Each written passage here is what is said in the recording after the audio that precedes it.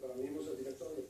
Ver esta escena nuevamente, después de haber participado el sábado, el miércoles, en esta protesta, debo decirte lo primero.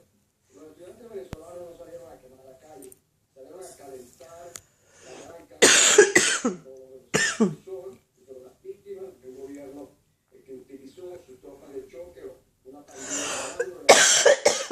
y que realmente obedecen a sus órdenes y que son armados, y esto es lo grave, por las Fuerzas Armadas venezolanas, porque portaban fusiles de guerra.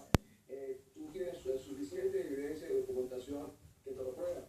Bueno, hoy para mí está en proceso, es una especie de insurrección progresiva, pacífica, de los estudiantes que se dan cuenta, los más jóvenes, que su futuro lo están arruinando ahora, porque se arruina desde el presente, y que el único camino que les queda, ya que está bloqueado el electoral, ganamos las elecciones el 14 de abril, no las defendieron, no las cobraron, y están cerradas todas las puertas.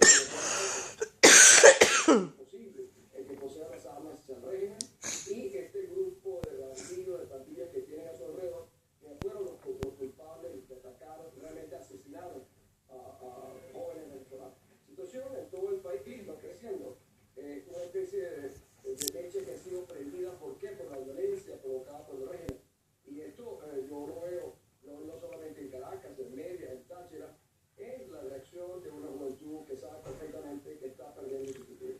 Diego, ¿en qué medida una escalada en la violencia y una radicalización en el gobierno, suspendiendo quizás las garantías constitucionales ya formalmente y decretando quizás en grado extremo con los tanques en la calle el estado de sitio, puede llevar a lo que ocurrió en el año 2002, donde un sector militar diga hasta aquí? Cuando... No, el otro día hablaba con mi querido amigo Arturo, justamente que está a tu lado.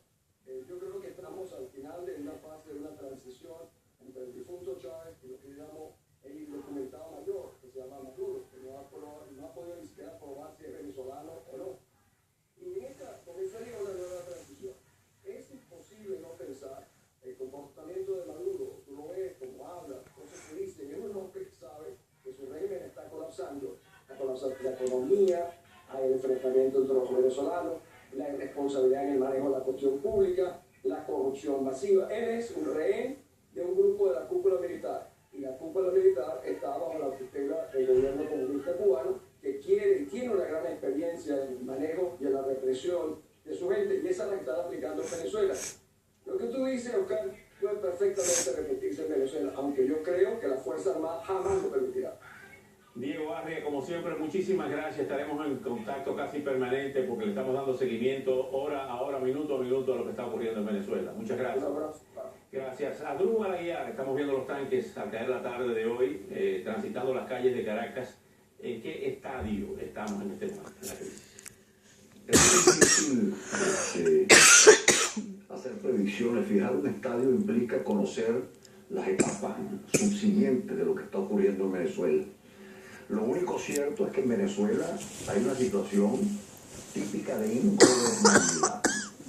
Y de ingobernabilidad por una razón más que elemental. En primer término, hay que reconocer, en medio de las discrepancias y de las locuras que significó el gobierno de Hugo Chávez, Chávez tuvo la capacidad y la fuerza carismática necesaria para poder amarrar al país en favor o en contra, pero se mantenía una suerte de unidad artificial desde el punto de vista sociológico para que el país tuviese cierto orden. Él administraba inteligentemente su violencia.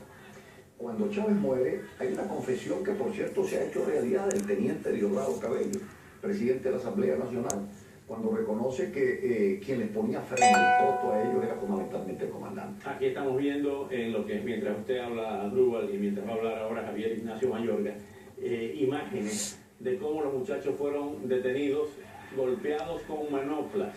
Esos guardias lo que tienen en la mano son manoplas, aquí los vemos como los ponían, violando todavía de procedimientos y como los derechos constitucionales de esos estudiantes son desconocidos. Estamos ya en un gobierno de facto. El gobierno de facto está instalado desde enero del año 2013. Porque no deben olvidar los venezolanos y los latinoamericanos que Nicolás Maduro constitucionalmente no podía ser presidente de Venezuela. Simplemente se ejecutó a la fuerza el testamento político de Hugo Chávez, pero hay un primer hecho. Él no podía asumir como presidente encargado de la República porque Chávez, como presidente electo, no tomó juramento. Y le correspondía al presidente de la Asamblea Nacional hasta tanto se resolviese esa anomalía. Pero quedaron todos esos preceptos constitucionales desbordados ante la realidad ahora. Claro, no. Y el segundo elemento que fue fundamental es que él como vicepresidente no podía ser candidato presidencial. Él tiene una suerte de ilegitimidad de origen para el ejercicio del poder. Ahora, frente a la circunstancia que él en el fondo conoce y reconoce, que es que no tiene la fuerza para poder sostener el poder, ha optado por una situación absolutamente irregular. Permitir ser presa fundamentalmente de un cerco militar. Y voy directamente a estos elementos que son esenciales. El ministro de la Presidencia de la República fue hasta el día de ayer un mayor general del Ejército activo. Crea un centro de inteligencia en Miraflores con un mayor general del Ejército activo. Le entrega el Ministerio del Interior a un mayor general activo. Le entrega toda la estructura económica a mayores generales activos del Ejército Nacional.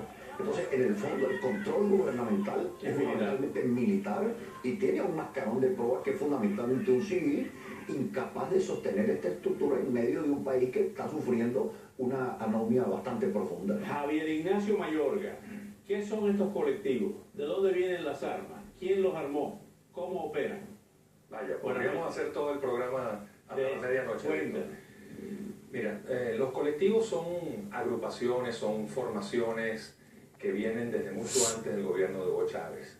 Es decir, en el 23 de enero hay una tradición de actividad de colectivos que estaban básicamente vinculados a eventos culturales y deportivos.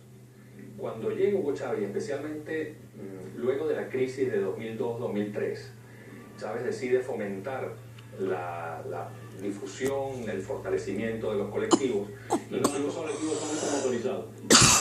Algunos de ellos estaban identificados como miembros de los Tupamaros, que son los que tienen colectivos rojos en la cara, con mucha presencia en el 23 de enero, pero que además se ha expandido al estado Vargas y a otras regiones del país.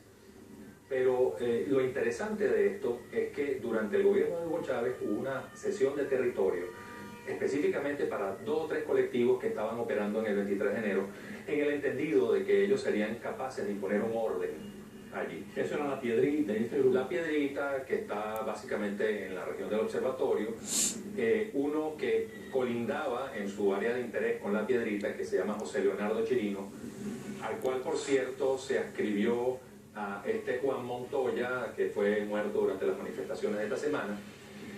Había otros colectivos en otras áreas, Alexis Vive, Che Guevara, y entonces ya la actividad de los colectivos dejó de ser aquello que inicialmente se concebía como elementos culturales y deportivos y pasó a ser definitivamente la defensa armada de la revolución por vía paramilitar. Javier, quédate ahí porque vamos a un segundo segmento. Como dijimos, este programa está dedicado prácticamente íntegramente a Venezuela esta noche. Regresamos con más de lo que está pasando en la querida nación sudamericana.